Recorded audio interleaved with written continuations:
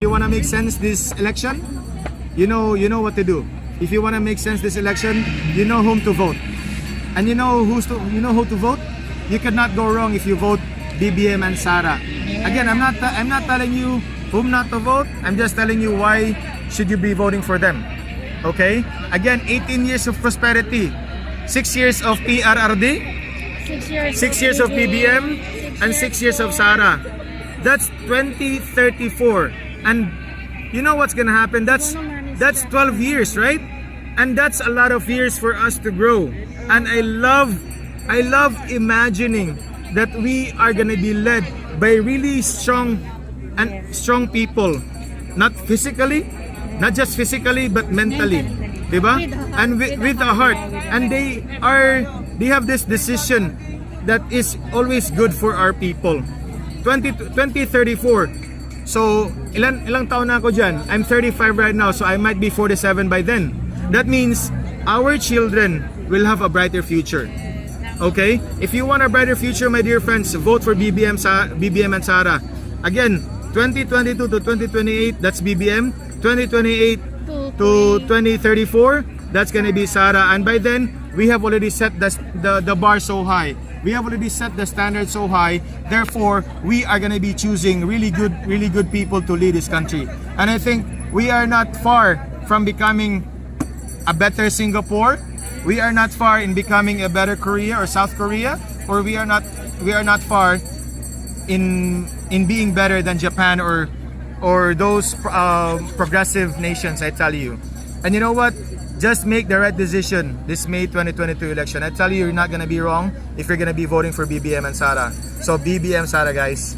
Sir, what can you say to our dear President? Oh yes, Mo siya ngayon, sir? Dear President, PRRD, I did cry earlier. I don't wanna cry again. I know you're not young anymore. You are about 70 something, I think, 75, 76. My message to our dear President, I know last few months, I know if we could only have 2 terms, I'm sure people will still vote for you because you have been loved by many, and I know that there are antagonists out there, and that's normal, that's fine, but you have done so much for this great nation, dear President. And I tell you, sir, and I tell you, dear President, we are so privileged to have you. We are so privileged that you have led us to a better future. Again, build. I know millions, billions, trillions of pesos have been poured towards it. But again, we are gonna be reaping what you have sown. And we are so happy that you have led us. You have really cared for the people. You have really cared for the authority. Mona, that's what I love about this dude. You know what? I was in Cebu. I mean, I worked in Cebu for 12 years. When Noy started his presidency, that was 2010, right? I was still new in Cebu. People were selling on the streets. Instead of them being afraid of authority, or instead of them being afraid of being caught, kami pa yung takot na dadaan doon. But when Duterte started it, we don't see them anymore. Diba? So thank you so much. I was really skeptical of choosing Duterte. I was rooting for Santiago, okay? But I mean, I was rooting for Santiago. I know I could not vote by then. But when President Duterte won, my mind was changed. I love PRRD. I love his war on drugs because I don't do it. I don't use it. Okay? And it's good for the people. Diba? And them talking about a lot of journalists, a lot of news people died on his watch. No. A lot of people died in Noy's watch. Did you know that? I did my research. A lot of journalists died. Extrajudicial killing. A lot of them died in Noy's time, not in PRRD's time. Diba? So, my dear friends, Sir, Mr. President, I know we're not gonna have a chance to meet, but we are so happy that you have led us to a brighter Philippines. there's so much that we are so happy about. The small things. Oh no, it's not a small thing. The renewal of your license. How many years? 10 years. 10 years? 5 years? Or 10 10 years, di ba? How much savings can you save? Imagine if you're gonna renew it every 3 years, di ba? That's just at least 2,000 pesos or 1,500. You're gonna be saving that, di ba? Sa passport, too much hassle falling in line, right? But because of Duterte, di ba? He's really given us luxury. He's really given us our time to spend to our family, with our family. So that's what I love about Duterte, and there's so much more. Okay? Yung binivisit mo yung mga police, yung mga sundalo pag namatay, di ba? Noynoy was not doing that. Noynoy was not making any of that. Because for sure, he did not love us. I know sumakabilang buhay na siya. But I'm sorry, but you have not done a pretty good job here. If you did so, we would have loved you right now. Di ba? We would have supported Marojas. But Marojas was pretty wrong when he was in Tacloban telling you are Romualdez and our president is an Aquino. What the fudge? Di ba? You can never take that away from us. And I'm so sorry, but we have already awakened. Di ba? The people have already been awakened. Pwede po bang magtanong po? Yes. Opo. Sir, nalate ako. I know na na-explain mo na. Pwede po bang ulitin, sir, kung bakit niyo po na-choose ang BBM Sara? First is Team Unity. Who's bringing that slogan right now? It's only them, di ba? I know people nowadays have their chosen candidate and all of that. But if you're gonna talk about dissenting ugali, which they are really trying to advertise that they are dissenting and all of that, no, they are not. I mean, the other side of the fence. But BBM has always been showing class, di ba? Whenever he speaks, he's always shown class, right?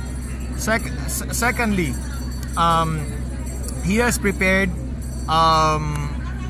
I know that he's gonna be bringing us to a better economy. I think I made mention about his thoughts and ideas about innovation, right?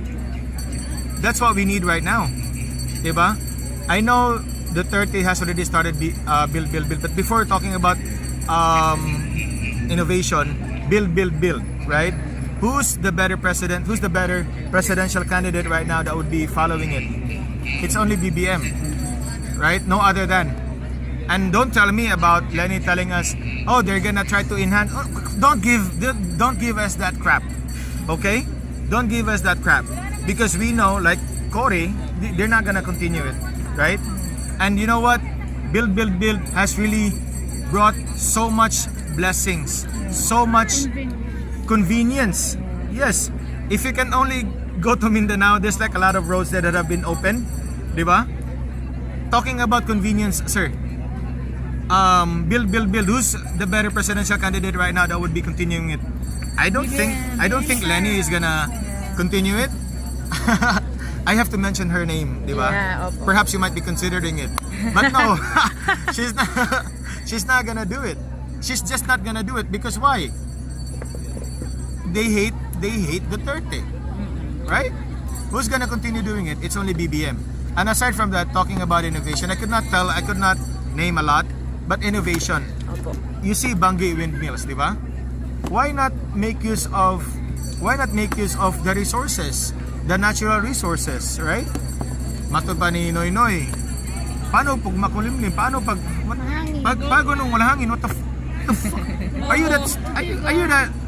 I know again he's already went to the other side of the dimension, but he's not done a pretty good job, right?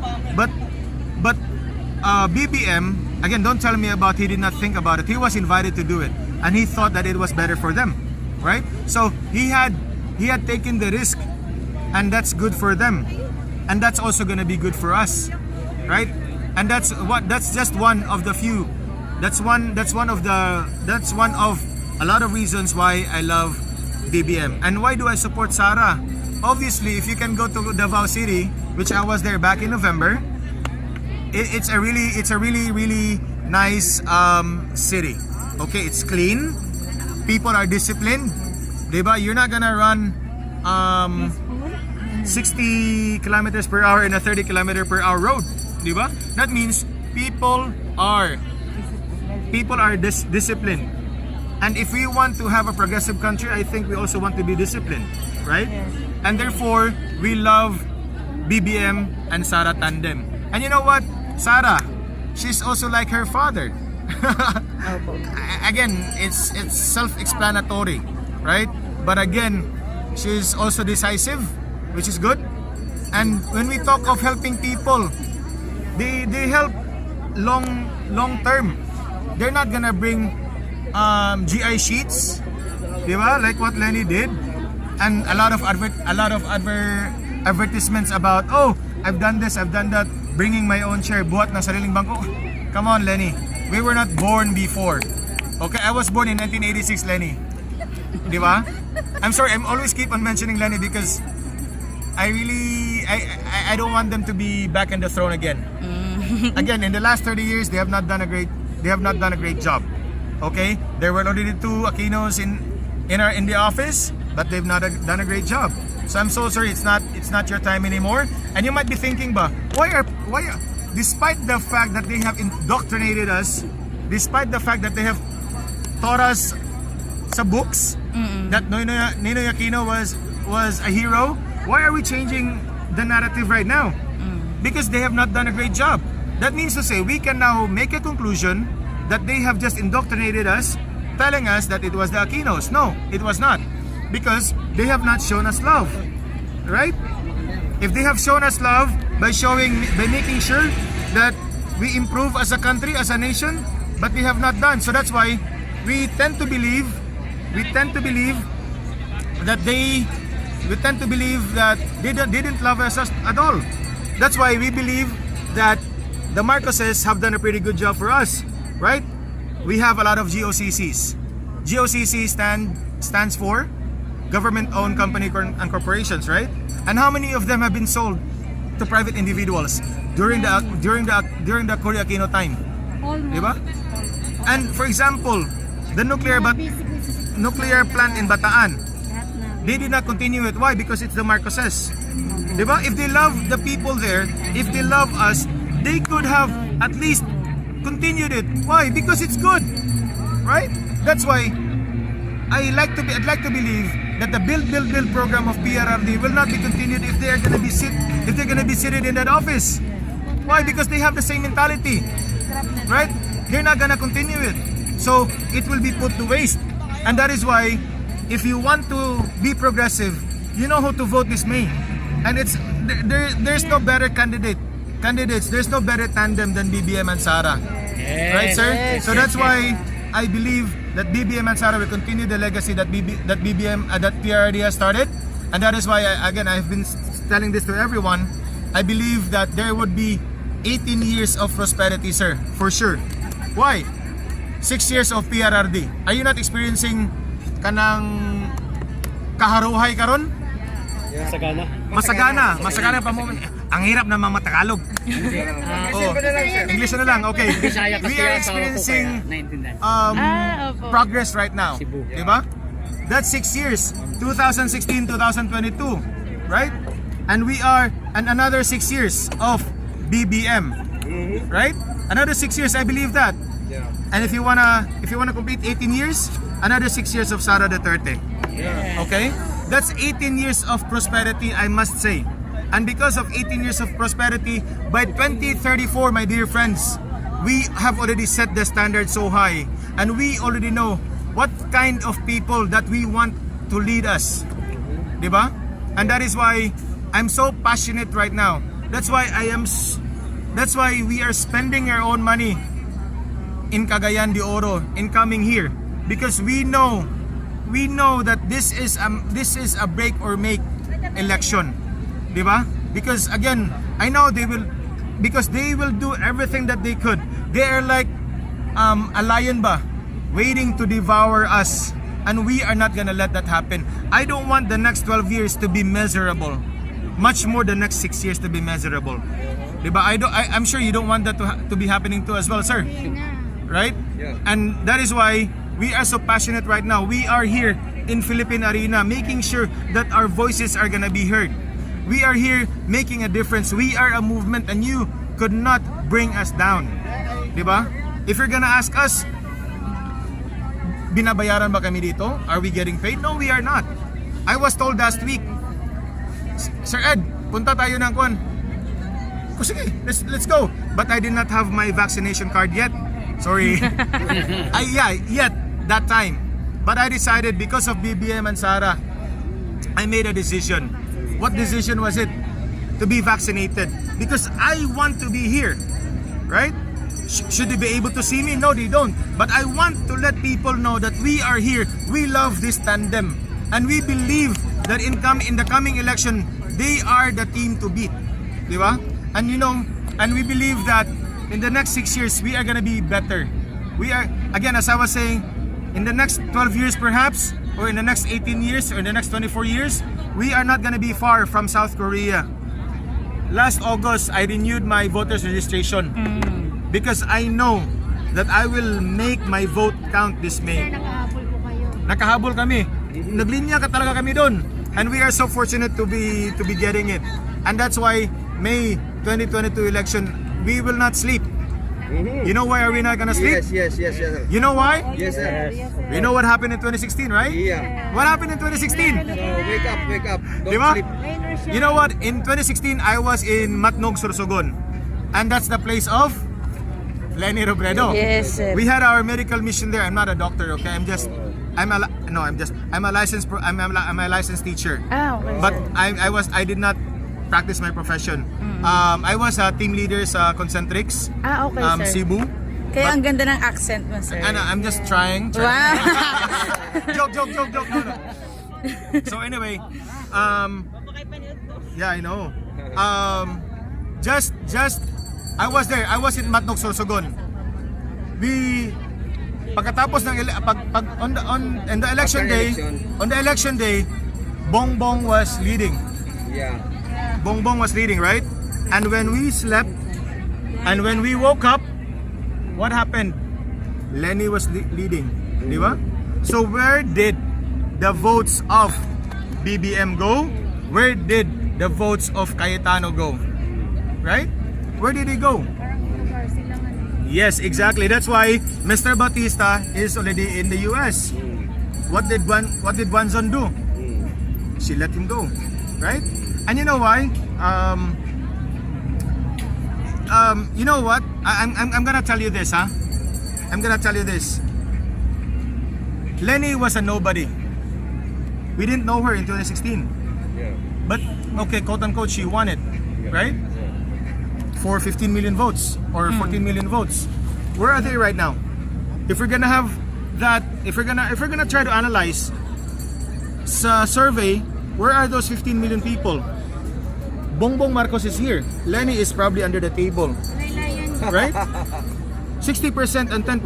Try to analyze it. Where is it? Much more, she has already become the vice president. She could have gotten a lot of votes or much better in surveys, but where is she? Right? So you make the conclusion right now. That is why we are not gonna sleep in May 2022 election. Why? We don't want that same thing to be happening again. Yeah. That is why that's why the phrase protect BBM. That's why the phrase protect BBM and Sara. We don't want that to be happening again. Yeah. Okay? If we want to have progress to continue, you know whom to vote, my dear friends. BBM Sara. You cannot go wrong. Okay, this is just a joke, huh? If you have been making bad decision, if you're gonna be choosing them, you have probably made the right decision. All right. So thank you so much. Sir, last. Anong name mo, last. sir? Okay, my name is Edan D. Fuentes. It's actually EDDAN na wrong spelling, but that's okay. Edan Fuentes. I represent this Wow. CDO. Officer Officer CDO. UNITEAM CDO for BBM and Sara and Team BBM Region 10. I'm sorry I don't speak Tagalog that well. you know. Opo, sir. Grabe, And sir. also, It's okay, sir. of course, you don't want me to speak in the Cebuano, right? Sir, grabe yung effort nyo no, na pumunta dito as in. Yes, exactly. That's why we are so passionate. I'm sure you two probably have really gone out of your comfort zone to show your support. So, thank you so much again. Thank you, Sir Sige, sir. Edan. Marinig ko naman, sir. Oh. Would you like to comment about sa death threat? Yan. Would you like to So, comment it's, or Oh yes, death threat. It's really sad.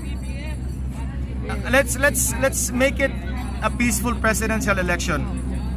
Yeah. I don't know if it's true or not, but if you are out there, I'm pleading to you. We are pleading to you. No, please don't do it. Let's be fair. It's really sad. If you hate the man, voice it out. If you don't like him, voice it out. Have your own rally or whatever you do. Yes. But please don't do it. Don't kill the man. Yes. Diba? Don't hurt the man. Don't hurt him. Sorry. If we were in a rally, and if I knew that I would have to run to him and be hit. Why? Might lose one man, but he's gonna be able to help a lot of people in the Philippines. Don't do it. No, don't do it. Please, I'm begging you. Don't do it. Thank you, Sir Edan. Salamat po.